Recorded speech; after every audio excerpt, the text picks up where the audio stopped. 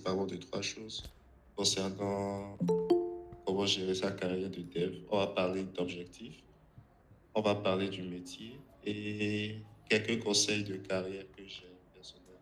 Donc, comme si c'est l'a dit ici, je parle et si vous avez des questions, n'hésitez pas à les laisser dans le chat. Comme ça, on pourra revenir dessus et je vais répondre. Donc, c'est parti. Bon, développement web. Déjà, je pense que le plus important, c'est de vous décrire en tant que, peu importe si que vous soyez junior, surtout que vous êtes junior ou débutant, de vous décrire comme déjà simplement un développeur web. Donc, avant de parler même de carrière de développement web, que vous commenciez ou que vous soyez de temps, ou vous voulez peut-être atteindre un certain niveau de seniorité, vous devez vous définir un objectif. Donc, c'est quoi l'objectif? Ça peut être de trouver un boulot dans 3 mois ou dans peu importe le mois que ça va prendre, de construire une identité en ligne ou même carrément de se faire de l'argent. Il n'y a aucun problème à dire, OK, je veux faire du développement web parce que je veux faire de l'argent. Mais bon, c'est un peu plus décourageant la plupart du temps, mais voilà, c'est toujours un objectif noble de se dire, oui, je veux être développeur web pour me faire beaucoup plus d'argent. Bref, ce que je veux dire au fait par objectif, c'est que actuellement, être un développeur web, je ne vais pas dire que c'est compliqué, mais c'est devenu très compétitif sur ce marché actuel. Donc, vous devez avoir des compétences et certaines choses que d'autres n'ont pas. Et bon, je vais vous donner quelques avantages que vous pouvez avoir par rapport à votre marché. Ce sera à vous de voir. C'est le genre d'avantage que vous devez avoir si vous n'êtes pas riche. Vos parents ne sont pas riches. Vous n'avez pas de réseau. Donc, c'est un peu ce qui se passe. Donc, déjà pour votre carrière de développeur web, il faut vous donner un objectif. Moi, personnellement, lorsque j'ai commencé ma carrière, mon premier objectif, c'était surtout d'apprendre. Je voulais atteindre un niveau de seniorité, je ne sais pas, de 5 ans, en moins de 2 ans. Donc, j'apprenais beaucoup, j'écrivais beaucoup et j'ai eu la chance aussi de travailler avec des personnes très intelligentes, plus intelligentes et plus fortes que moi. Donc, voilà, c'est un peu comme ça pour moi.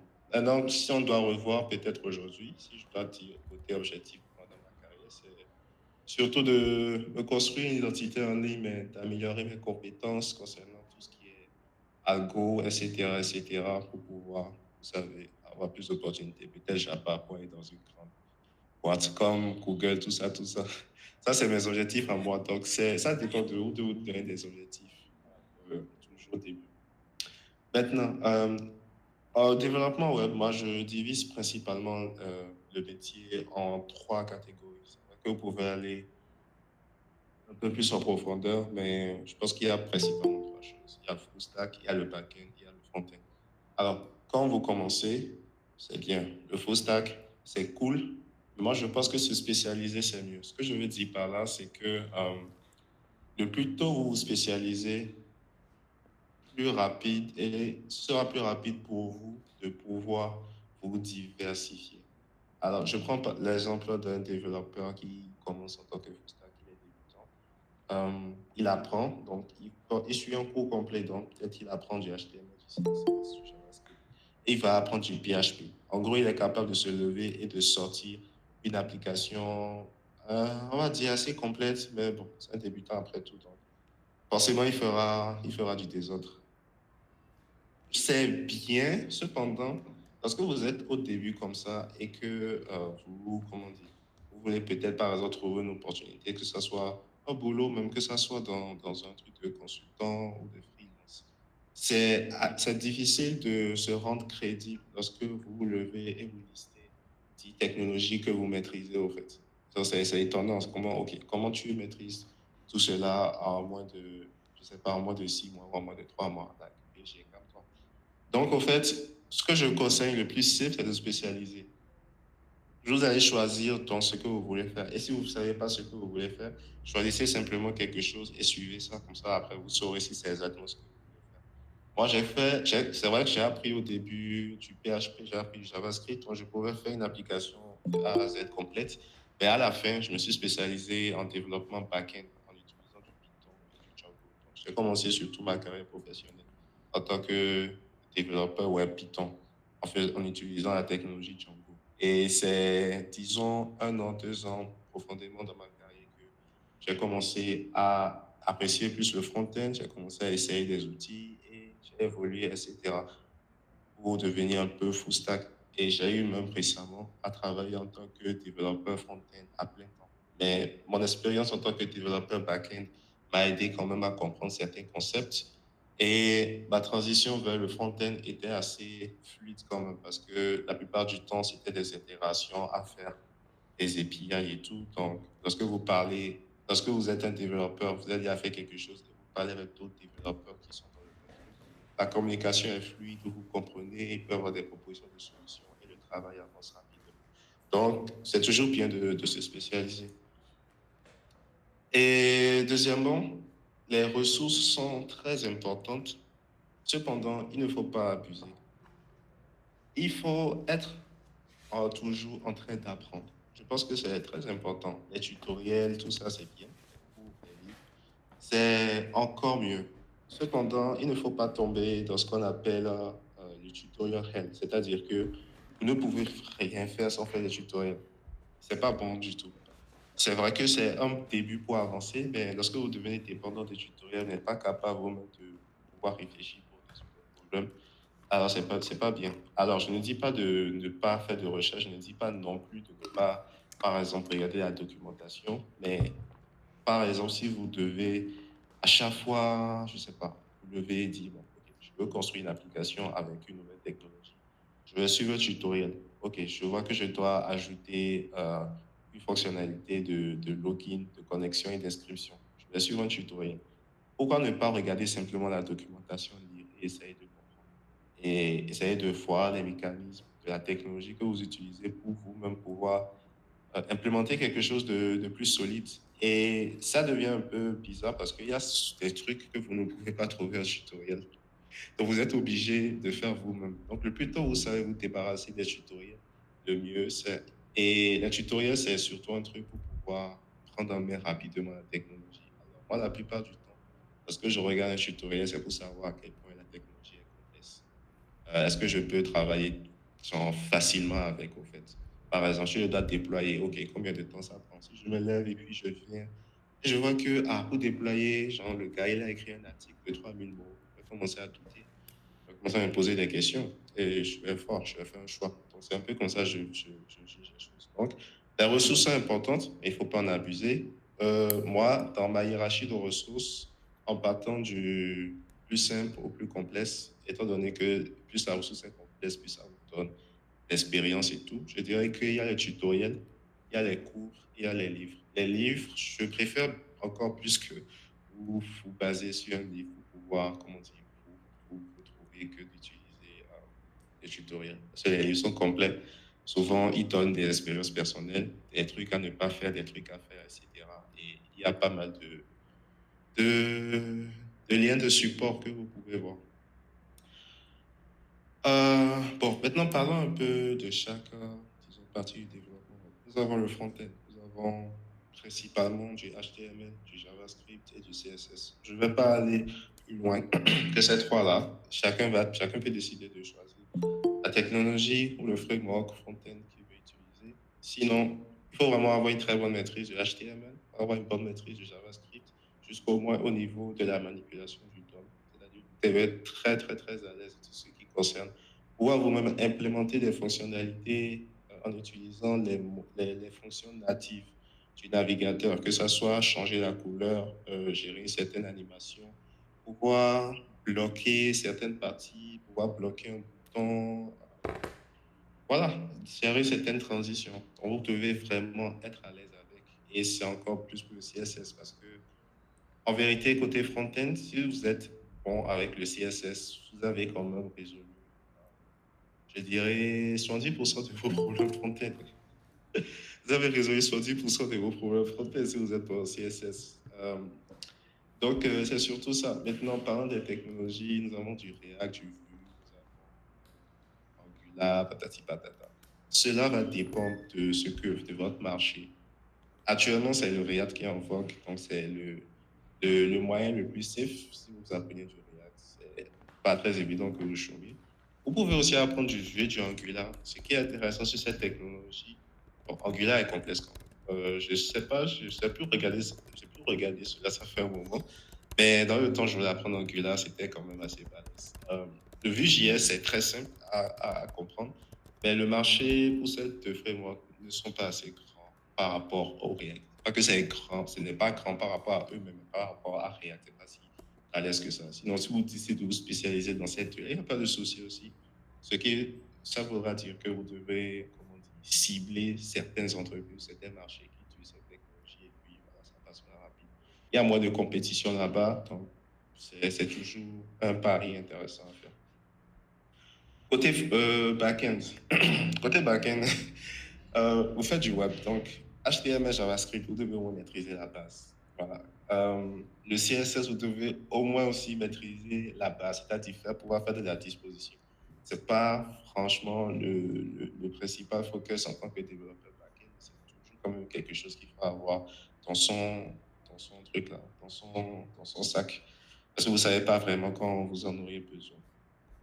Ça, c'est surtout si vous voulez faire du back-end web, vous avez besoin juste de quelques petites connaissances pour pouvoir faire du front-end. Par exemple, au cas où vous devez construire une application back-end et vous devez livrer une documentation, on dit que voilà, vous devez changer les couleurs pour que ça respecte comment dire, les couleurs de l'entreprise dans laquelle vous travaillez. Vous devez pouvoir gérer ça sans l'aide d'un développeur front-end. Maintenant, ce qui fait la particularité du développeur back-end, c'est qu'il est capable au moins de maîtriser un langage serveur. Donc, presque tous les langages du monde qui existent comment dire, ont une implémentation serveur ou même sont la base de multiples frameworks euh, serveurs. Donc, le PHP, vous avez du Laravel, vous avez Symfony, du Python, vous avez Flask, vous avez Django, JavaScript, vous avez Node.js, Angular.js, Nest.js, et etc., etc.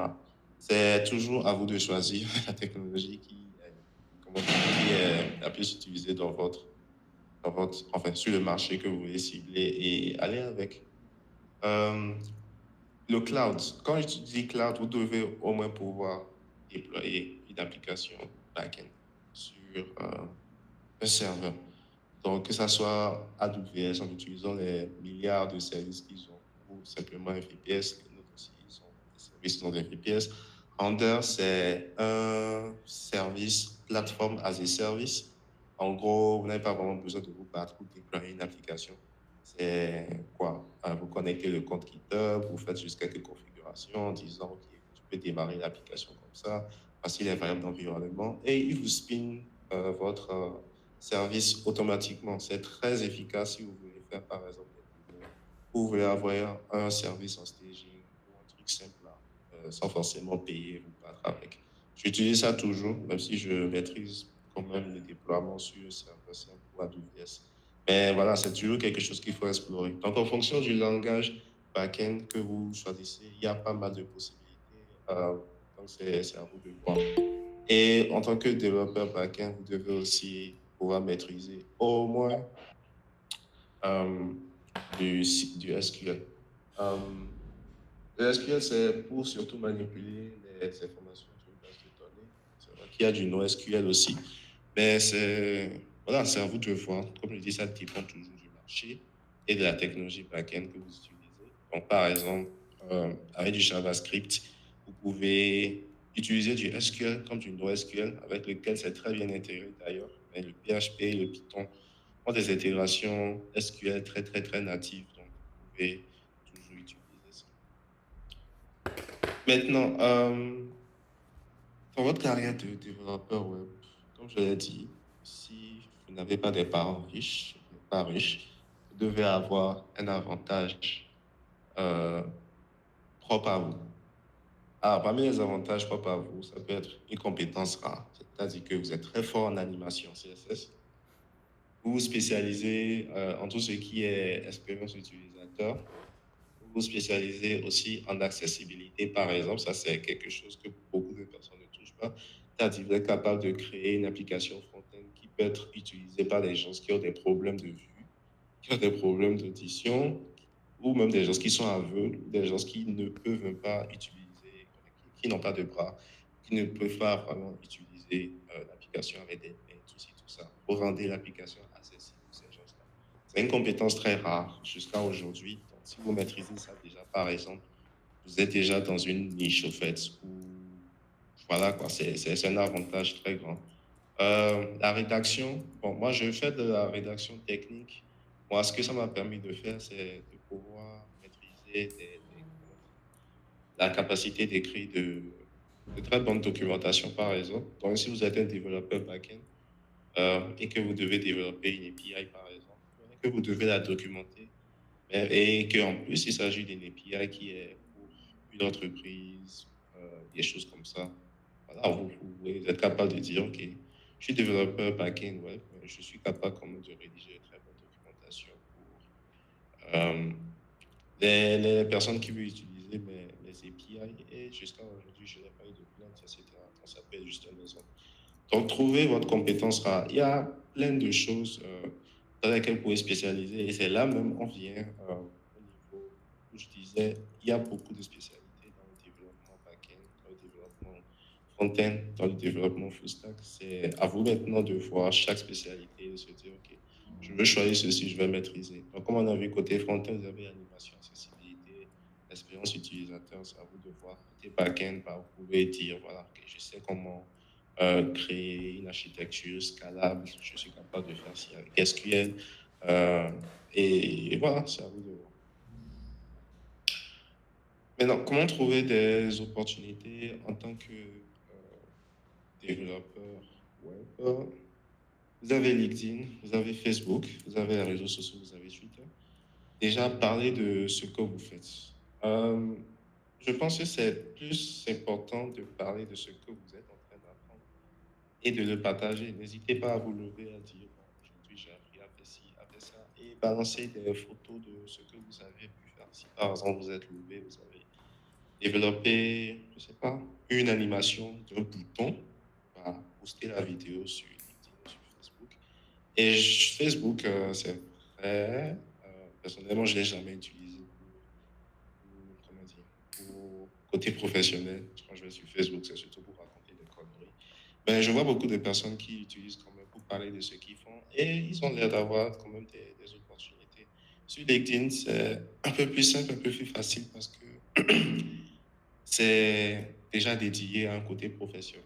Et si vous êtes capable d'écrire un bon test et d'ajouter les hashtags qu'il faut, bah, vous pouvez attirer facilement l'attention sur vous. Et voilà. Ça facilite la tâche à des gens qui recherchent des compétences que vous avez et vont vous trouver et peuvent vous contacter.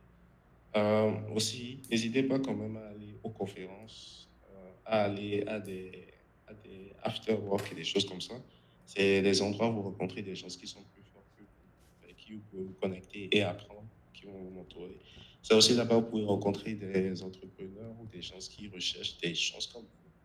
Et vous pouvez discuter avec eux, former des liens et ça peut mener à des opportunités. Euh, vous pouvez aussi décider de travailler avec des ONG. Ce n'est pas toutes les ONG qui vont vous payer, mais si vous travaillez avec des ONG et surtout c'est une ONG assez célèbre, bah, et vous avez été capable de leur faire un site web ou quelque chose, bah, voilà, vous êtes quand même sur la carte et vous avez plus de visibilité par rapport aux gens. Parce qu'au moment, il faudra faire, je ne sais pas, peut-être des levées de fonds par rapport aux grandes organisations, etc. Voilà, vous serez forcément inclus. Et les projets personnels, vous pouvez vous dire, bon, fuck it, je vais me lever, euh, le temps de trouver des opportunités, moi, je vais créer mon propre projet, mon propre produit, je vais travailler dessus et je vais appliquer ce que je sais faire. Alors, le produit, ça peut être, je ne sais pas, une solution à un problème, ça peut être un cours en ligne, ça peut être, peu importe ce que ça peut être. Ça peut être un truc pour les développeurs, une plateforme d'apprentissage. Ça peut être un cours, ça peut être un e-book, c'est à vous de voir. Vous pouvez créer quelque chose. Dans tous les cas, le fait de créer quelque chose qui est lié à votre domaine, ça renforce le fait que vous savez ce que vous faites, que vous soyez un débutant, euh, que vous soyez un débutant ou non. Les challenges aussi, c'est très intéressant, comme le challenge de CC, par exemple. C'est un truc qu'il faut faire très souvent. Où vous êtes dans une communauté où vous partagez des choses, où vous faites remarquer. C'est toujours bien de faire ce genre de truc. Et ouais, c'est un peu tout. Mais le plus important, je dirais que il y a aussi quelque chose qu'il faut avoir, et c'est surtout pour ceux qui viennent de commencer ou pour ceux qui se rendent compte que actuellement, les compétences qu'ils ont là, s'ils veulent évoluer, ils doivent vraiment aller à un autre niveau. Parce que, premièrement, le marché est très compétitif. Je ne vais pas vous mentir. Avec l'intelligence artificielle maintenant et les layoffs en désordre, tout ça et tout ça. Donc, premièrement, l'intelligence artificielle fait que il y a des tâches qui peuvent être exécutées rapidement. Donc, c'est surtout les développeurs juniors, les internes qui souffrent. Même si je pense que ça ne devrait pas arriver, c'est pas du tout normal. Et avec les layoffs en masse, vous avez beaucoup de développeurs qui sont versés sur le marché et ça chamboule tout. Donc, du coup, on peut vous balancer à côté pour vous prioriser par rapport à quelqu'un qui a travaillé dans une grande boîte, même si cette personne a moins d'expérience que vous. C'est tragique, mais bon, c'est la rue. Donc, le plus important, il ne faut pas se décourager. Il faut toujours savoir que vous devez être toujours en train d'apprendre. Et peu importe le problème que vous rencontrez, ça peut être un problème très complexe, vous devez comprendre et croire au fait que vous êtes capable de résoudre ce problème. Ce n'est pas parce que vous ne connaissez pas quelque chose par rapport à ce problème, ce n'est pas parce que vous n'avez jamais rencontré cela que vous ne pouvez pas résoudre ça. Vous devez forcément croire que vous devez y arriver. Même si vous ne trouvez pas de ressources, au fait, essayez toujours. Parce qu'après tout, développer, faire quelque chose, c'est de la logique. Même quand on va en profondeur dans le CSS, lorsque vous avez un problème d'animation ou un élément qui est balancé sur la gauche, vous faites un hover et puis tout à coup, tout va à gauche, tout va à droite. C'est juste logique, au fait, c'est de la logique. Ça ne change rien. Donc, une fois que vous maîtrisez la logique, une fois que vous êtes capable d'entraîner votre cerveau à travers des algorithmes, à travers le fait de résoudre des problèmes souvent, à résoudre des problèmes, vous améliorez le côté logique de votre cerveau. Donc, résoudre de grands problèmes, c'est quelque chose que vous devez aimer, en fait. C'est pas quelque chose que vous devez fuir. Moi, personnellement, actuellement, je pense qu'il y a 6 mois comme ça, j'avais un peu peur des compilateurs. J'ai oublié le mot en français. Bon, vous comprenez. Donc, je ne savais pas écrire. Je ne sais pas écrire vraiment. Et moi, je me suis donné comme objectif quand même d'en écrire un avec Golang. Et je pense que dans les mois qui vont venir, je vais en écrire un. Je ne sais pas comment ça se fait. Je pense que c'est assez complet. J'ai vu des ressources par rapport à ça. J'ai vu des schémas, des trucs bizarres, des documents de 300 pages. Je dois traverser ça quand même pour pouvoir dire, OK, je suis capable d'écrire un compilateur. Donc, il n'y a pas vraiment quelque chose d'autre qui me fait peur. Donc, c'est à vous de vous fixer ces objectifs-là et de savoir que, en tant que développeur web, vous devez aimer le challenge. Maintenant, ça ne veut pas dire qu'il faut vous compliquer la vie. Ça veut simplement dire que si vous rencontrez un problème difficile, vous devez savoir que vous pouvez résoudre ça, en fait. Donc, c'est un peu tout pour moi. C'est surtout ça. Donc, ce que je pense, vous devez savoir pour réussir dans votre carrière en tant que développeur web. C'est vrai qu'on n'a pas abordé en ce qui concerne peut-être salaire, négociation, euh, etc. Donc, n'hésitez pas à poser vos questions et je vais essayer de répondre. Ok, merci beaucoup, Kola, pour ta présentation. L'assistante, les questions, vous pouvez les mettre directement dans le chat. On va lire et répondre. Ou si vous voulez, vous pouvez lever la main. On va vous donner la parole.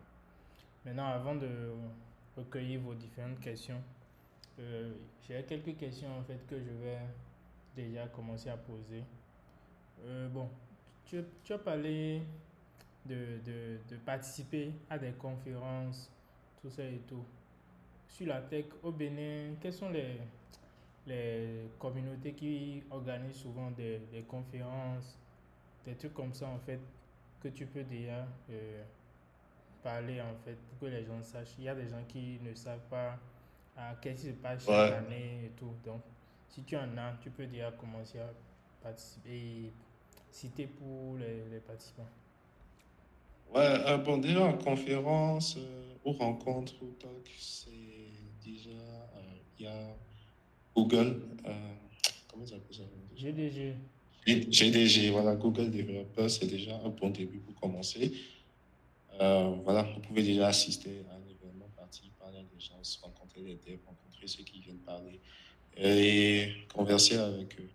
À part ça, par exemple, Python Penia, ils organisent souvent des talks, ils organisent souvent des rencontres en dev. C'est déjà quelque chose auquel vous pouvez participer. Vous allez rencontrer des gens très riches là-bas, des gens comme Cissé. Vous avez aussi pas mal de personnes dans tout ce qui est communauté, enfin, je vais dire, euh, entrepreneurs tech ou dans tout ce qui est digital au Bénin qui organise souvent des rencontres. Par exemple, Serge qui a organisé le truc de rencontre là. Serge Marion qui a organisé un truc, une sorte de rencontre la semaine passée. J'ai pas oublié le nom. Au-delà du monde Vous écran. pouvez, ouais, vous pouvez rencontrer des gens qui ne sont pas forcément des développeurs, qui sont des gens avec qui vous pouvez travailler ou vous travaillez la plupart du temps lorsque vous êtes un développeur web. Ça peut être designer, ça peut être marketeur, ça peut être community manager. C'est des gens au fait, avec qui vous devez souvent parler. Donc il y a ça. Maintenant, si vous êtes aventurier et vous aimez voyager, vous pouvez décider de regarder, enfin, une recherche Google, c'est pas compliqué, événements tech au Togo, Côte d'Ivoire, Ghana, Nigeria. Donc, vous regardez ça, vous voyez ce qui prévoit dans l'année, vous planifiez, et quand le mois vient, bah, simplement, vous partez. C'est quelque chose que je conseille très fortement, même si vous voulez suivre cette route-là. N'hésitez pas à quitter le pays pour aller voir ce qui se fait ailleurs. Vous pouvez aller en Côte d'Ivoire, vous pouvez aller au Ghana rencontrer des gens, vous pouvez aller au Nigeria, vous pouvez aller au Togo. Vous allez vraiment ressortir très gagnant. Et si vous avez assez d'argent, bah, n'hésitez pas à aller dans les conférences dans le monde entier. Ok, merci beaucoup. Ça, c'est pour ma première question. Les gars, n'hésitez pas à laisser les questions en commentaire. Ok, bon. Euh, dans les soft skills que tu as cités, en tant que Ouais, développeur, il ne s'agit pas uniquement de savoir écrire du code, n'est-ce pas?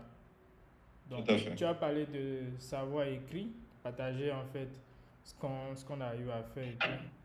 Par exemple, si tu dois citer trois soft skills qui sont importants pour un développeur, tu pourras citer quoi et quoi?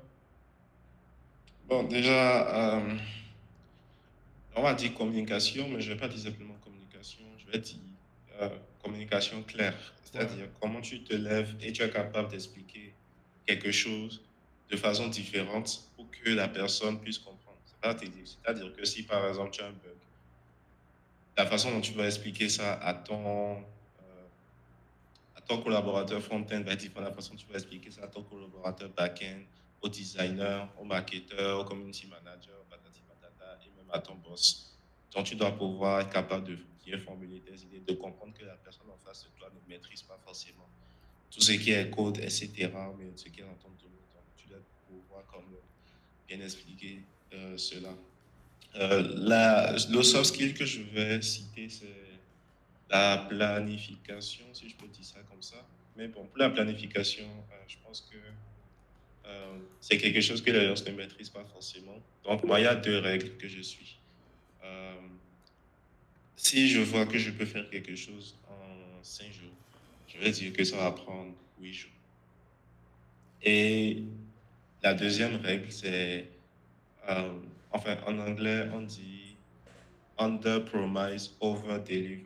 C'est-à-dire que euh, tu promets peu, mais tu livres beaucoup. Donc, si tu dis voilà que tu comptes finir ça en 10 jours et bah, tu as fini ça en 8 jours, bah, tu montes ça. C'est quelque chose de très simple. Et deuxièmement, je vais dire aussi un soft skill. Je pense que je ferais quand même sur les deux là. Je me base sur les deux parce qu'après ça, ça résout pas mal de problèmes. Et peut-être un autre aussi, un autre soft skill assez intéressant, c'est de pouvoir expliquer, enfin de pouvoir communiquer sans être aussi, enfin, ça Technique. va les développeurs, voilà, sans être technique. Hmm. Et le fait aussi souvent qu'on soit technique, c'est que la plupart des devs développent un certain niveau, façon, un certain sens de supériorité. Non, il ne faut pas faire ça. Il faut pouvoir parler de façon très humble aux gens et ne pas prendre les choses comme des choses bêtes. Parce qu'on fait ça très souvent. Ouais, C'est pas bon. beaucoup. Ok, c'est noté, merci beaucoup. Il y a une question dans le chat. On dit à quel moment on sait qu'on est développeur, surtout quand on se forme en auto, on a souvent beaucoup d'infos qu'on ne se retrouve pas. Techniquement, tu sais que tu es un développeur au moment où tu as été capable de créer quelque chose et de mettre ça au dehors. Maintenant, quand je dis mettre ça au dehors, tu as été capable de déployer par exemple une application web. Tu as été capable de créer un fichier installable, une application desktop que tu as développée. Tu as été capable de mettre ton application mobile sur la Play Store. Tu es déjà un développeur, moi je pense. Alors, quand tu te formes en auto, moi je conseille fortement de pouvoir aller très rapidement dans un milieu professionnel. Et c'est là que les stages sont très intéressants. Il ne faut pas hésiter à faire un stage. Juste un petit truc de 3 mois comme pour savoir comment les choses se passent. L'expérience peut être positive comme négative. Hmm. Ce que vous gagnez surtout, c'est OK, donc c'est comme ça marche, c'est comme ça, ils font, c'est comme ça, il y a ci, c'est comme ça, il y a ça. Ah, souvent, eux, ils ont foutaise. Mais bon, on va aller dedans quand même. Et vous en sortez gagnant. Et aussi, troisièmement, c'est toujours bien d'avoir des mentors. Donc, si vous êtes en auto, trouvez des gens qui sont dans votre domaine, écrivez-les, essayez de discuter avec eux. Vous n'avez même pas besoin forcément de dire, ah, je bosse, je paie, je veux que tu sois mon mentor. Non, il n'y a pas forcément besoin. Mais le fait de dire, OK, j'aimerais être en connexion ou en relation avec vous parce que je vois que vous parlez de ce domaine-là et je cherche à apprendre. C'est tout, ça peut suffire largement. Si la personne accepte, vous pouvez poser des questions une fois par semaine. Si possible, rencontrer la personne et tout. Et voilà quoi. Ok, merci beaucoup. Il y a M. Aswald qui dit qu'il vient d'arriver. Petit résumé. Bon, il y aura la replay que vous aurez le lien disponible demain. Tu pourras rattraper en fait. Donc, moi j'ai une question. Tu as déjà, tout à l'heure, tu as parlé de faire un stage professionnel pour voir comment ça se passe de l'autre côté. Ah, L'expérience peut être agréable ou non. Donc, ouais. dans toi, ton parcours, je sais que tu as eu à travailler en entreprise, tu as eu à travailler en freelance en fait.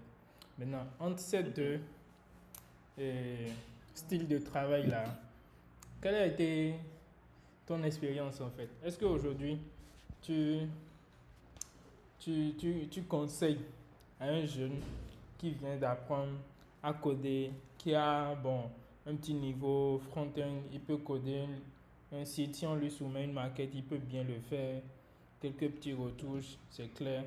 Est-ce que tu vas l'orienter à dire, bon, va chercher de l'expérience en entreprise, ou bien, bon, avec ce que tu sais faire déjà, tu peux chercher les contrats en freelance pour gagner un peu d'argent. C'est une question très intéressante. Moi, je dirais que ça dépend.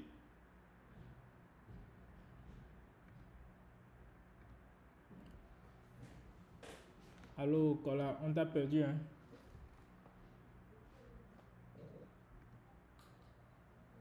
Allô? Oui, c'est bon, on te suit maintenant. Allô, vous me recevez? Oui, on te suit. Tu peux quoi aller maintenant? Si c'est, tu me reçois? Oui, je te reçois. C'est bon maintenant.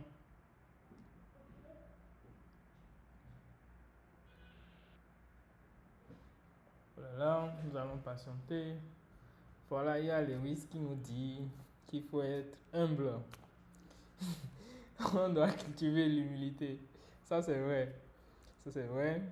Bon, on voit beaucoup de choses, hein. Donc, je sais pourquoi il dit ça.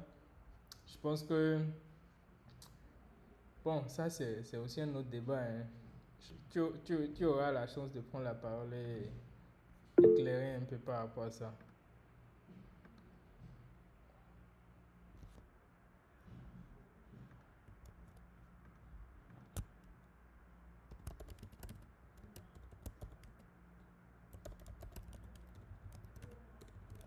Ok, je suis de retour. Ok. C'est pas compris. Mon Google Chrome a crash. Oh là là. Euh, donc, je disais, donc, je dirais que ça dépend. Je dirais que le chemin le plus safe C'est dans l'entreprise pour avoir l'expérience rapidement. Bon, qu'est-ce que je veux dire par là? Bon, moi, déjà, je vais dire que mon cas, je suis déjà quand même quelqu'un de chanceux. Le fait que j'ai, comment dire, la plupart des opportunités, la plupart des entreprises dans lesquelles j'ai travaillé, c'était surtout parce que je m'étais déjà fait remarquer. J'avais pu montrer mon expérience sur les réseaux et aussi j'avais eu des recommandations. Donc, mon expérience peut-être ne va pas être la même pour tout le monde, mais voilà. Euh, Aller en entreprise, au fait, surtout dans ce qui va, dans une entreprise, par exemple, FinTech, qu'est-ce que je raconte? Dans une entreprise start-up, dans une entreprise qui vient de commencer, par exemple, ça, c'est déjà euh, quelque chose. Je vais parler surtout de deux cas. Si vous allez en entreprise, vous avez le choix d'aller dans une start-up ou d'aller dans une entreprise qui est déjà bien fondée. Donc, une start-up, par exemple, c'est un endroit où rien n'est solide. C'est-à-dire, vous vous levez demain, vous devez créer ceci, vous devez apprendre telle technologie. Une semaine plus tard, vous vous rendez compte que ce que vous avez créé, la fonctionnalité n'est pas bonne. Donc, vous devez supprimer ça et ajouter quelque chose de nouveau avec une autre architecture, avec un nouveau design, avec une nouvelle procédure, etc. Qu'est-ce que ça vous permet de faire? Ça vous permet d'apprendre. Et ça vous permet aussi de pouvoir bouger très vite. Si vous êtes le genre de personne capable de passer de A à B, à C, à D en un mois de temps, vous n'avez pas peur, vous n'êtes pas le genre de personne qui vous accroche à ce que vous faites. Voilà, ça peut vous aider à mieux travailler ces compétences-là. Et puisque vous touchez à tout aussi, ça peut vous aider à évoluer rapidement dans votre carrière. Et si vous êtes pris, enfin, vous devez continuer avec l'entreprise là, et qu'elle vous fait confiance, bah, banalement, en moins de 3 ans, 4 ans, vous êtes capable d'acquérir un certain niveau de seniorité très, très, très, très vite, en fait. Bon, maintenant, dans le cas où vous êtes dans une entreprise qui est déjà basée et tout, là-bas, vous allez surtout pour comprendre les process. C'est-à-dire que tout est déjà stable, mais vous voulez savoir c'est quoi le process professionnel. C'est-à-dire si je veux, OK, on a un projet par exemple, et là-bas, vous devez rédiger un cahier de charge. Ça, le cahier de charge, ça doit aller vers telle personne. La personne va regarder, vous devez ajouter si, vous devez parler avec le designer. Ça va prendre du temps, ça va faire ci, ça va faire ça. Ça vous permet de comprendre mieux les procédures d'entreprise. Et moi, je dirais que peu importe, mais je pense que quand même le côté entreprise, c'est quelque chose qui vous aide dans le futur à vite trouver des trucs de freelance parce que vous êtes déjà mieux organisé et vous n'êtes pas soumis au chaos de ce qui est être un développeur. Maintenant, si vous avez fait votre truc de start-up et tout, vous êtes capable de pouvoir avancer dans un truc où tout est rien, rien. Vous êtes le genre de personne quand même capable de se lever et puis de créer un produit, vous-même personnellement de lancer, puisque vous avez à cette expérience-là. Maintenant, si vous vous levez, vous voulez partir en solo, en consultant, etc., je dirais que ce sera très compliqué. Ce ne sera pas impossible, ce sera très compliqué. Là, vraiment, vous allez travailler à 300 à l'heure. Parce que, OK, vous allez vous lever, vous allez dire, OK, je viens de commencer, je suis consultant. C'est très compliqué de trouver des gens qui vont vous faire confiance comme ça. Si elles ne savent pas que, OK, vous avez fait ci, vous avez fait ça. Pas que vous n'avez pas trouvé des clients, mais est-ce que le genre de clients que vous allez trouver, c'est le genre de clients que vous voulez? Bon, c'est vrai, on dit qu'il y a un début à tout. Si c'est satisfaisant pour vous, il n'y a pas de souci. Mais si ce n'est pas le genre de client que vous voulez et vous dites, bon, je vais quand même d'abord aller dans une entreprise comme un TN, faire un stage et peut-être voir si je vais rester là. Pour ça, je pourrais dire que, OK, j'ai fait tel stage, un truc là, j'ai travaillé à telle entreprise, donc je suis plus confiant en mes compétences de freelance, etc. Je ne sais pas si ça répond à la question, si c'est. Oui, ça répond à la question. Et pour continuer dans ce sens, quelqu'un demande, bon, il y a quelqu'un qui est déjà dans un autre domaine, il veut faire une reconversion pour apprendre le développement web. Maintenant, il dit que euh, il a déjà un emploi, donc il travaille dans un domaine donné, mais il n'a que la soirée libre. Comment il peut s'organiser? Donc, je vais rapidement lui répondre en une minute. C'est bien possible de s'organiser. Si tu te prends une formation qui fait 2 heures de temps, la formation, et que tu te dis, ok, chaque semaine, je vais être capable à suivre une seule vidéo de la formation.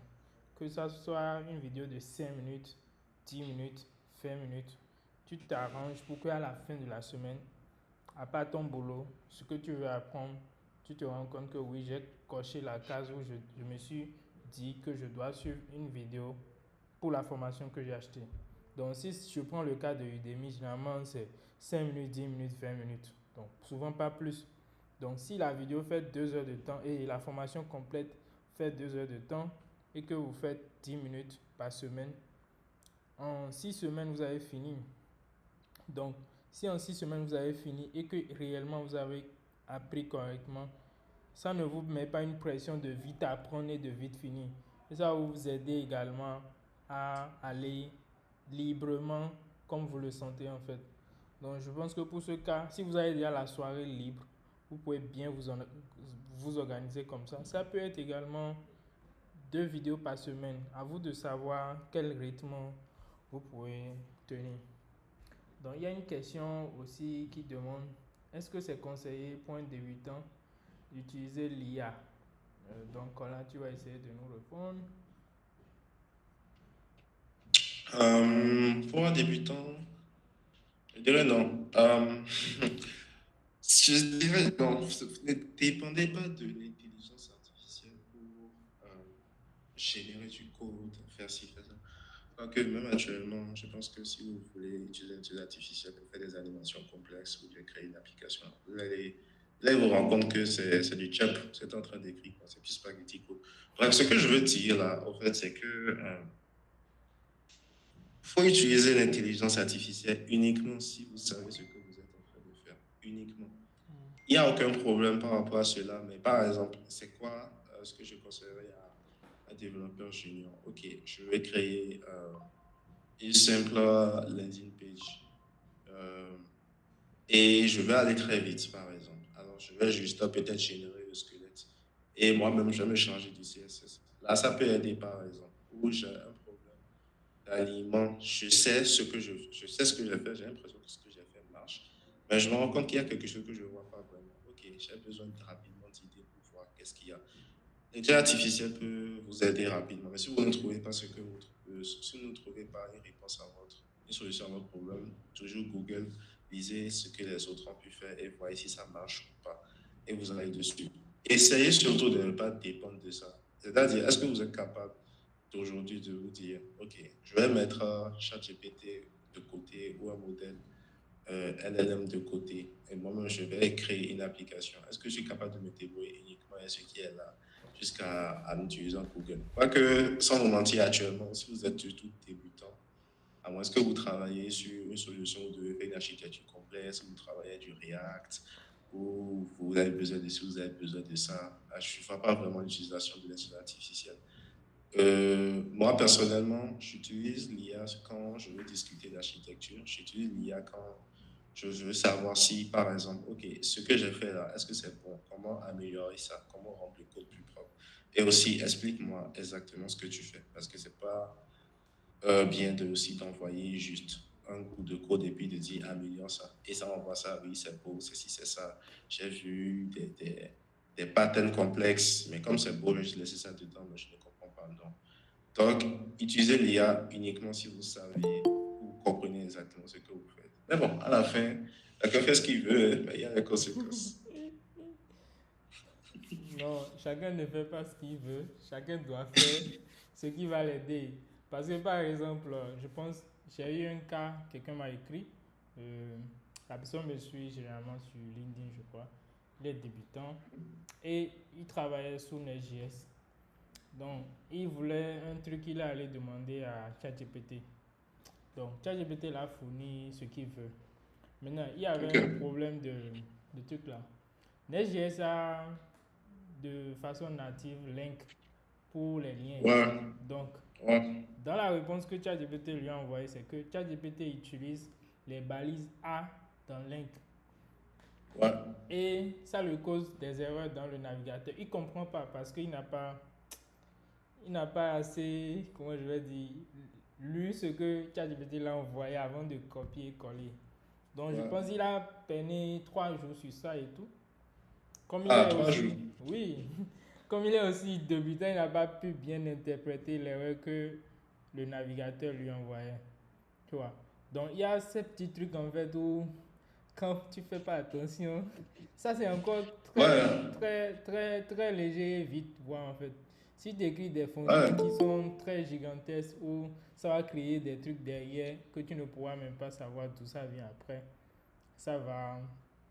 Donc, comme tu l'as dit, ouais, c'est que tu maîtrises déjà ton sujet, tu sais ce qui te bloque, tu sais ce que tu veux, tu peux aller lui demander. Donc, si tu en fournis un truc qui n'est pas correct, tu sais déjà quoi en fait. Peut-être que toi, c'est tu as déjà ça. testé ça, ça n'a pas marché et tu viens vers lui. Donc, s'il te fait une proposition, tu pourras dire ah non, c'est pas ce que je veux. Et voilà, il va pouvoir te Non, donner en vrai c'est ça. Parce que je pense que s'il avait passé, par exemple, vraiment un moment pour apprendre les JS. les JS, c'est pas forcément d'apprendre forcément à fond, mais je pense Oui. que quand même. Donc, si tu passes les tutoriels, tu lis la documentation, tu sauras que eux-mêmes ils disent utiliser leurs propres components link. Et Hmm, c'est un peu la même chose avec les images. Si tu veux pas souffrir beaucoup, tu vas utiliser leurs propres composants image et puis ils ont d'autres trucs, etc., exactement. etc. Donc, en fait, c'est pas qu'il faut forcément aller en profondeur dans la technologie, hein. Mais quand vous prenez une technologie, peu importe au fait tout ce qu'il y a dedans, c'est toujours les mêmes principes de base, c'est toujours le même squelette qui est là, c'est juste certaines choses qui sont différentes. Donc, vous devez comprendre ce squelette-là. Une fois que vous avez compris le squelette, en fait, ajouter des trucs, etc., c'est peut-être, OK, peut-être j'ai pas lu la documentation dessus, je vais voir si ça a. Ou bien, bon, je suis bloqué, j'ai lu la documentation, je vais voir ce que ChatGPT me propose, en fait. Ok, merci beaucoup. Bon, il y a une question que j'ai pas très bien compris. Si la personne pourrait me poser la question. La personne demande les évolutions de carrière des développeurs. Je sais pas si. Les évolutions. Oui, de carrière des développeurs. Ok, bon, je pense que peut-être je comprends légèrement. Euh, donc, d'habitude, c'est toujours le chemin simple, hein. Junior, mid-level, senior. Vous pouvez devenir team lead ou team manager. Si vous êtes dans une grande entreprise, surtout à l'étranger, des entreprises qui ont plus de 200, 300 personnes, vous pouvez devenir staff manager, engineering manager et aller à peut-être CTO. Mais ça, c'est un truc qui prend jusqu'à 10 ans, 15 ans. Hmm. Donc, oui, l'objectif que vous pouvez vous donner, un truc simple en tant que web dev, c'est vous dire, après 5 ans, 6 ans, je dois être senior dans mon domaine. Comment je réussis à faire ça? C'est quelque chose de, je dirais, de très normal pour se donner comme objectif. C'est un bon objectif de carrière. Si je deviens, c'est-à-dire une fois que vous êtes senior, euh, le seul problème que vous aurez, c'est le salaire. C'est tout. Comment je négocie mon salaire? C'est surtout le seul problème que vous aurez. Alors, en tant que développeur, ouais, il y a quelque chose aussi que je conseille fortement. Depuis même le début, où vous commencez, euh, essayez d'avoir des certifications. C'est très important. Surtout si vous voulez faire freelance ou consultant. Prenez des certifications. C'est quelque chose qui peut vous donner l'avantage très rapidement si vous n'êtes pas très fan de partir dans un truc là. De partir faire quelques années, mais quelques mois dans une entreprise pour avoir de l'expérience, pour avoir la crédibilité. Prenez des certifs, que ce soit en design, que ce soit en cloud, ou même, je pense qu'il y en a en développement, même si je ne fais pas Oui, beaucoup, oui, il je y sais en ça. a. Sur la dernière Voilà. fois, quand on a reçu à Seine, il a parlé beaucoup de. Comment on appelle là et Free Code Camp, je crois, hein, c'est ça. Mhm. Oui. Ouais. Ouais, ils ont beaucoup de Free code, quoi. certificats. Oui. Voilà. Il y a quelque chose pour dire, oui, j'ai fait ci, j'ai fait ça. Hmm. Ok, merci. Si je peux poser la question. Oui, vas-y. Bon, en fait, c'est pas rapport au certif là dont vous avez parlé tout de suite. Hmm. Est-ce que en développement, quels sont les certifs que vous recommanderiez? Je pose la question à toi et à Cola, bien sûr. Je réponds à vous. Oui, vas-y. Oui. Ok, déjà, les certifs qu'il faut avoir, bon, moi, je sais déjà que ça dépend.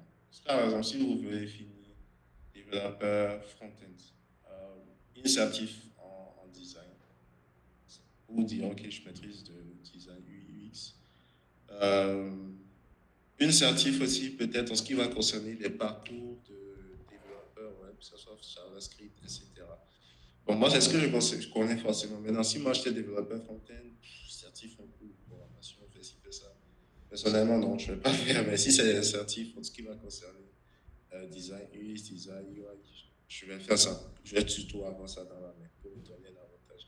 Je pense qu'il y a aussi des certifs qui concernent l'accessibilité et puis d'autres choses, donc vous pouvez faire ça facilement.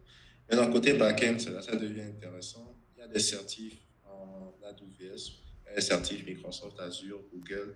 C'est des trucs pour vous dire, OK, en ce qui concerne cette technologie cloud, là, les services qu'ils ont, je suis capable de pouvoir créer une architecture. Et c'est vraiment quelque chose qui est très, très, très respecté dans le domaine dev. Bon, c'est vrai, AWS est le plus populaire, mais si vous en avez déjà en AWS, c'est pas sûr que vous manquez de boulot. Google aussi, c'est assez populaire, mais c'est surtout utilisé, j'ai remarqué, par les compagnies qui développent comment dire, qui sont dans l'intelligence artificielle. Donc, si vous orientez vos certifs en mode, euh, ils ont des certifs pour, par exemple, la gestion du cloud pour l'intelligence artificielle, pouvoir déployer des modèles à un scale très large, en fait. Donc, pouvoir faire ça, c'est aussi bien. Et à Microsoft Azure. Comme vous le voulez ou non, il y a beaucoup d'entreprises qui utilisent Microsoft d'un côté serveur. Donc, si vous avez des certifs là aussi, vous ne manquez pas de boulot. À part ça, il y a des certifs de sécurité, il y a des certifs de base de données, il y a des certifs concernant les technologies d'orchestration, telles que Kubernetes, Docker, euh, Terraform, etc. Donc, c'est à vous de voir, en fait. André, je pense qu'aucune certif n'est mauvaise. Tant que c'est dans votre domaine, il faut y aller. Ok, merci beaucoup. Je pense que Femi, tu es satisfait? Bon, on va dire ça comme ça. Ouais, Bon, en fait, là, ma question était beaucoup plus orientée. Tu vois, bon, moi, j'ai passé des certifs et bon, en fait, ça dépend aussi du poids de la certif. Ce que je voulais beaucoup plus, c'est les institutions. Mais tu as parlé quand même de Microsoft et les certifs de Google. Mais à part ça, est-ce que, bon, tu sais, tu connais comment dire, des organismes dont la certification a une certaine renommée et tu sais que quand tu plaques ça sur ton CV, bon, c'est que tu peux aller te coucher, quoi. Il y a un certif que je sais.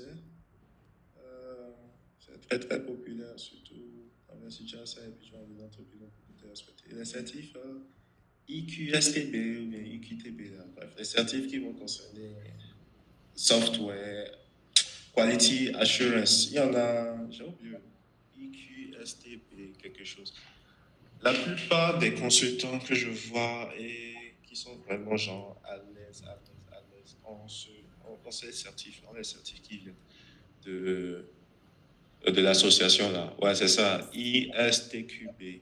Donc, il faut chercher ça, ISTQB. Va laisser ça dans le chat. Si tu as ce genre de certif là, que tu sois, euh, comment dire, que tu sois développeur, peu importe, hein. Quand tu as ça, au fait, ça peut passer très rapide. Donc, tu es vraiment super respecté, quoi. Ça, c'est quelque chose au moins que je sais. Maintenant, concernant AWS, tout ça, ça dépend spécifiquement de ce que tu fais, quoi. Si tu appliques, si tu applies à un truc back-end, et ils voient des certifs concernant AWS, Postgres, des trucs comme ça, on se dit, ouais, c'est assez dosé quand même. Même si tu as tout là côté front-end et ils voient que tu es certifié côté UX, UI, on se dit, ok, donc lui, il peut faire des très bonnes interfaces, on va le voir.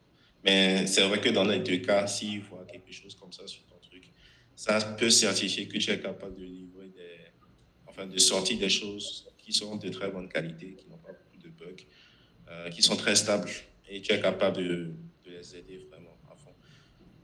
Concernant les certifs, ils en ont plein. Ils ont un parcours là, vous pouvez voir ça. Je pense qu'il y a une branche ici au Bénin. Je n'ai plus le contact, mais je pense que j'avais écrit au monsieur sur LinkedIn. Je vais voir si j'ai encore son contact. Mais il y a une branche au Bénin. Il faut se rendre compte que les certifs là sont un peu chers. Je pense que ça va dans l'ordre de 500 000 à 800 000 pour commencer au début. Mais une fois que c'est un investissement, franchement, que vous devez faire dans votre carrière. Surtout après peut-être 5 ans, 6 ans, vous vous rendez compte que, OK, moi, je ne veux plus être senior forcément. Je veux devenir CTO, je veux devenir staff manager. Genre, je veux devenir, genre, je veux être la personne qui gère des dizaines d'équipes de développeurs différentes. C'est ce genre de truc qui vous met devant, quoi, qui vous permet d'avoir plus de poids. Ok. Merci beaucoup.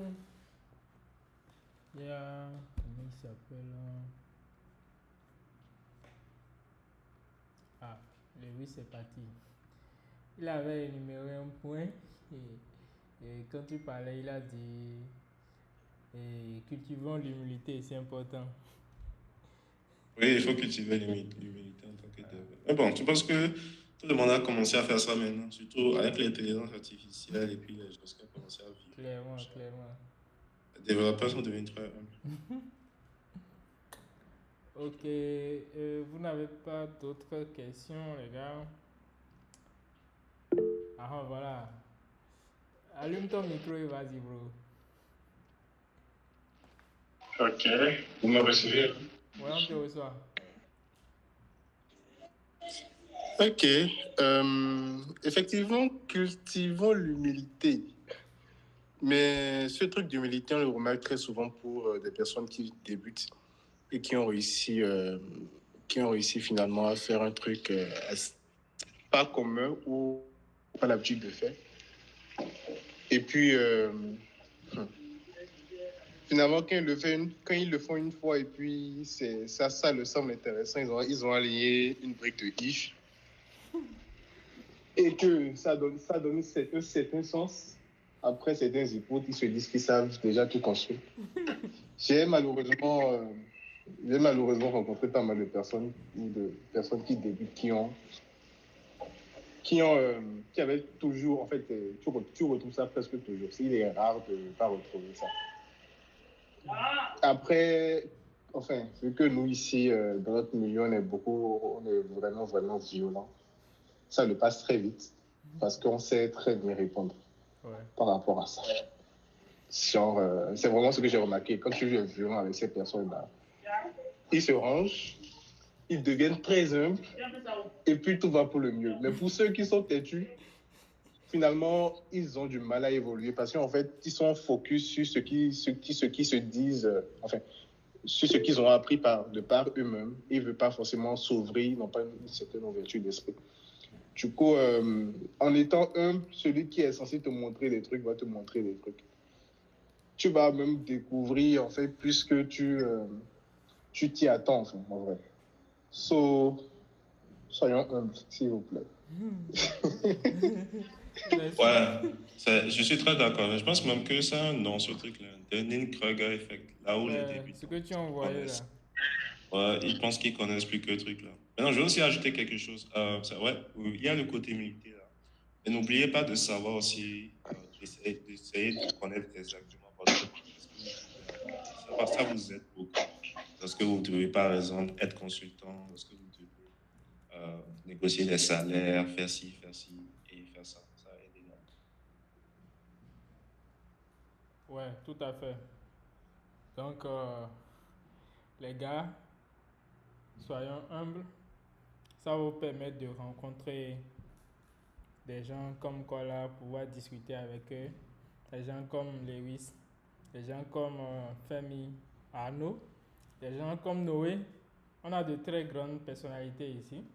Si vous les écrivez tout de suite sur leur LinkedIn, ils vont vous répondre. Mais s'ils remarquent que vous n'êtes pas humble après, s'ils ne répondent plus à vos messages, ne venez pas dire que les aînés ne vous répondent pas. Donc, soyons humbles. Il y a Noé qui veut prendre la parole. Ok, merci beaucoup. Pour moi, c'est une préoccupation. Dans ton développement, quand là, tu parlais de création de contenu pour montrer ce qu'on sait faire et tout. Pour quelqu'un qui veut se lancer dans ça, vu que déjà tu es développeur et tout, quels sont les conseils que tu donnerais à la personne pour commencer, genre, sur quelle plateforme la personne peut déjà commencer et tout, ou bien comment par exemple toi tu as commencé, pas forcément pour faire du technical writing, mais pour peut-être parler de ce que la personne fait ou bien des projets sur lesquels la personne travaille, par exemple. C'est une question très intéressante parce que cette semaine, en fait, je crois depuis le dimanche passé, je suis exactement. Bon, déjà, j'ai une newsletter. Donc, je suis exactement. J'avais annoncé la semaine passée que j'étais approché.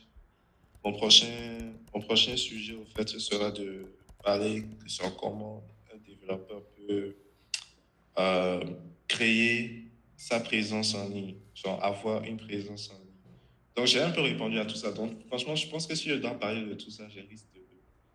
Je vais voir l'article que j'ai écrit. Ça fait. Donc, c'est le moment de s'inscrire à ton newsletter également pour avoir les bons tutos et tout. Voilà. Exactement. Donc, voilà, je risque de parler pendant au moins plus de 15 minutes. Donc, j'ai essayé de. Oui, tu dis. J'ai dit de partager ça. Non, je vais publier ça. Je dois encore relire dessus. J'avais déjà terminé, mais après, je me suis rendu compte que je dois ajouter des ressources comme des gens à suivre, des trucs à regarder pour s'inspirer. Donc, effectivement, oui, j'ai donc parlé un peu, moi, de ce que j'ai fait. J'ai parlé aussi des plateformes et comment, sur chaque plateforme, le genre de contenu qu'il faut mettre.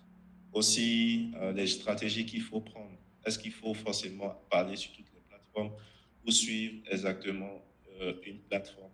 Le genre de consistance qu'il faut avoir, comment utiliser l'intelligence artificielle aussi. Donc, pour te faire peut-être un résumé rapide, par exemple, déjà, je vais te donner juste un exemple. Sur LinkedIn, si tu dois créer du contenu, tu dois pouvoir pas flotter un peu. Heureusement, ce que j'ai remarqué sur LinkedIn, si tu es trop honnête là, ça passe pas. Faut pas flotter un peu. Faut utiliser les synonymes dans le dictionnaire français qui donnent des exagérations. Voilà. Au lieu de dire joli, il faut dire splendide. Juste comme ça. En gros, faut être dans le dictionnaire de LinkedIn. Et c'est vrai, il y a des expressions que les gens ont toujours l'habitude d'utiliser là-bas. Si toi tu viens, tu veux être celui qui ne veut pas faire comme tout le monde là-bas, c'est chaud. Ça, c'est chaud. Donc, effectivement, il faut pas flotter, mais il faut faire aussi un mélange de, je sais pas, il faut peut-être du parflotage pour attirer l'audience. Et maintenant, quand ils lisent un peu plus dans le contenu, ils voient que, ok, ce qu'il faut, c'est du lourd. Par exemple, sur Twitter, c'est surtout des conversations. Je pense que c'est même plus important d'avoir, sur 20 tweets, d'avoir 19 tweets qui sont des réponses à tout tweet, où tu as des conversations avec les gens. Et que d'avoir, et tu as simplement un tweet, au fait, qui parle de ce que tu as fait dans la journée. Sur lesquels tu travailles. Donc, j'essaie de détailler ça un peu dedans et tout. Donc, normalement, le samedi, voilà, c'est quelque chose que je vais envoyer. Et puis, il y aura un peu de tout dedans. J'ai parlé de LinkedIn, de Twitter, de Reddit, de DevTool. J'ai aussi mentionné, pour ceux qui aiment faire des vidéos, des trucs comme ça. Bon, moi, je ne fais pas encore des vidéos personnelles. J'ai commencé récemment à faire du contenu vidéo pour quelqu'un avec qui je travaille. Sur son produit, sur des fonctionnalités et tout. Moi, ça me permet de me tester et puis d'apprendre aussi. Mais c'est quelque chose aussi à explorer. Donc, j'ai un peu essayé de regarder tout ça, comment ça marche. J'essaie de répertorier. En vrai, c'est long, mais voilà. Donc, ouais, n'hésitez pas à me suivre sur les réseaux. Donc, tu peux laisser peut-être le lien vers la newsletter. Sinon, si vous me suivez sur LinkedIn, ou Twitter aussi, je vais laisser les infos là. Voilà, tu peux laisser. Il y a une question de Oswald, pas très bien compris. Il demande si les gens sont sensibles au système design au Bénin. Je n'ai pas très bien compris. C'est pour demander si les gens utilisent, c'est ça? Système design, genre, tout ce qui est architecture. On n'est pas des architectes, quoi, au Bénin. Tu dis? Donc, on n'est pas des architectes au Bénin, c'est ce qu'il est en train de dire. Ah, sinon on utilise l'architecture des applications avant de coder. C'est vrai que c'est un peu rare de trouver des boîtes qui ont un design système qu'ils utilisent, tu vois, complètement en fait. Mais il y en a qui utilisent beaucoup. Tu vois, tout part de là. Beaucoup de choses en fait.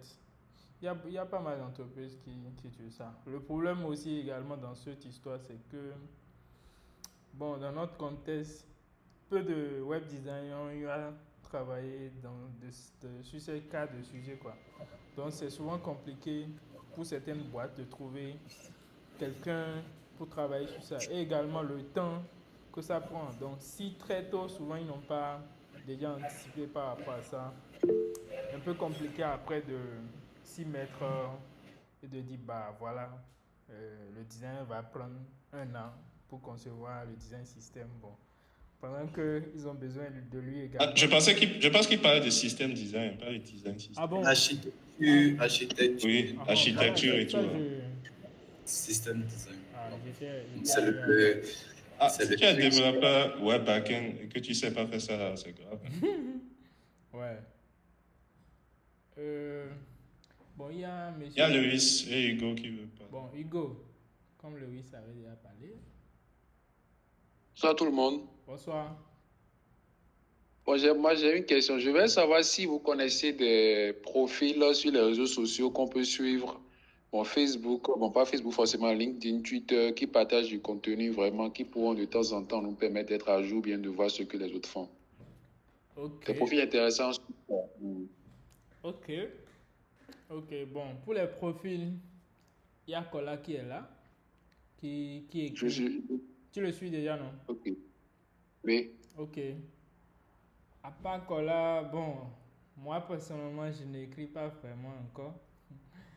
C'est quand j'ai un truc qui est en cours que je partage souvent sur comment ça évolue et tout.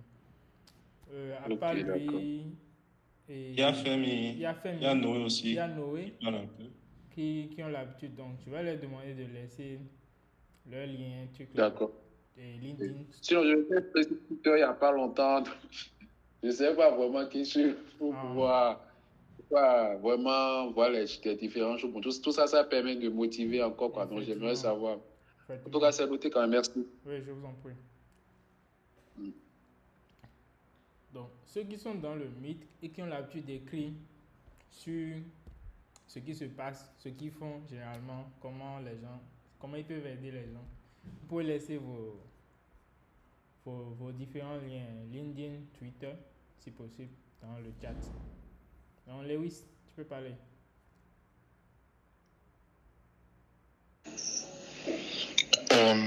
Je voulais parler par rapport au système design, mais il y a quoi là qui a déjà fait la différence. J'allais même lui poser la question de savoir si la personne s'il voulait vraiment parler de système design, mais voilà, c'était déjà ça. Mais je pense que le système design aujourd'hui, si, ils le font, hein. Quand tu es back-end aujourd'hui, en tout cas à côté de nous, tu le fais, tu dois le faire, même parce que après c'est pour perdre énormément de temps à tout reprendre. Donc ils le font très bien. Mais Kola y a fait la correction, c'était tout. Par ailleurs, pour des personnes à suivre, moi je suis Kola, c'est un père. Le gars, quand je vais sur LinkedIn et tout, vu que je le suis, j'arrive à voir toutes les conversations qu'il a, tous les posts plutôt, qu'il a pu commenter et tout. Et à chaque fois, tu vas voir, c'est intéressant à lire. Ouais. Bon, je me pose et je vais lire tranquillement ce qu'il a commenté. Et ça passe crème et tout. Ouais. Donc, je n'ai plus besoin vraiment de filtrer. Je m'assois, je regarde ce qu'il a commenté et puis je continue mon chemin. Ouais. C'est vrai qu'on apprend également beaucoup dans ces sujets-là que beaucoup abordent sur LinkedIn. Et également pour des gens qui cherchent à lire des articles, des contenus intéressants, il y a un Medium qui est là, hein. Il y a des gens, Kola également est là-bas, il écrit partout, c'est un goût. Donc il est là-bas également, il va laisser son Medium, il a pas mal d'articles qu'il avait déjà écrits et qui vont peut-être vous aider dans votre quotidien. Donc pour les profils, vraiment c'est peut-être d'aller et de chercher aussi, bon, tu vois, mais quand même, les noms que j'ai déjà cités ici, si tu tapes, tu les suis. Si tu as de préoccupations également et tu veux aborder un sujet avec eux, vas-y, écris-les. S'ils ne te répondent pas, c'est que tu n'es pas humble. Non, moi, c'est ce que le Luis a dit. C'est la même chose aussi de faire certaines personnes. Il y a pas mal de personnes qui sont actives sur LinkedIn et s'ils sont dans le même centre d'intérêt que toi, ce qu'ils vont commenter, c'est souvent des trucs auxquels toi tu t'intéresses et tu vois ça, tu peux commenter, et ainsi de suite. Je pense que la semaine passée, il y avait quelqu'un qui parlait de quelque chose, genre que c'est pas. Il en était radicalement contre le fait d'utiliser du JSON dans les bases de données. Ah oui, j'ai lu ton commentaire par rapport à ça. SQL et tout. J'ai laissé mon commentaire là. Il y a 2 relations que j'ai pu me faire. Genre 2 personnes juste comme ça qui ont lu mon commentaire, qui ont liké, et puis on s'est connecté juste comme ça. Donc c'est des trucs souvent intéressants à faire.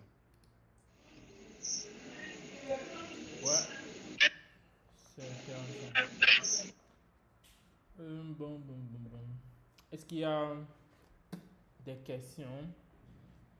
Quelqu'un veut dire un dernier mot? On va essayer de clôturer la séance. Oh, oui, je veux dire un petit mot si vous me permettez. Vas-y. Oui, je voulais déjà remercier Noël pour la présentation et pour les participants, pour l'activité.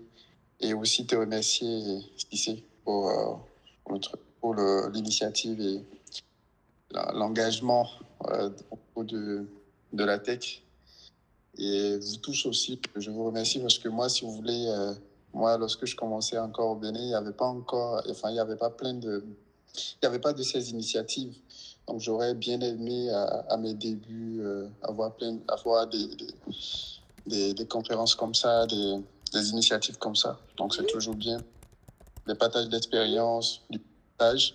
Parce que là, vous avez parlé de Cola, donc je ne le connaissais pas, mais là, je pense que sur son LinkedIn et aussi m'abonner.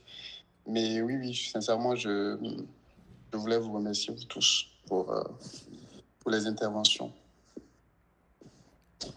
Ok, merci beaucoup. Merci beaucoup, Nazif, pour tes mots. Je pense qu'on va essayer de continuer dans ce cap.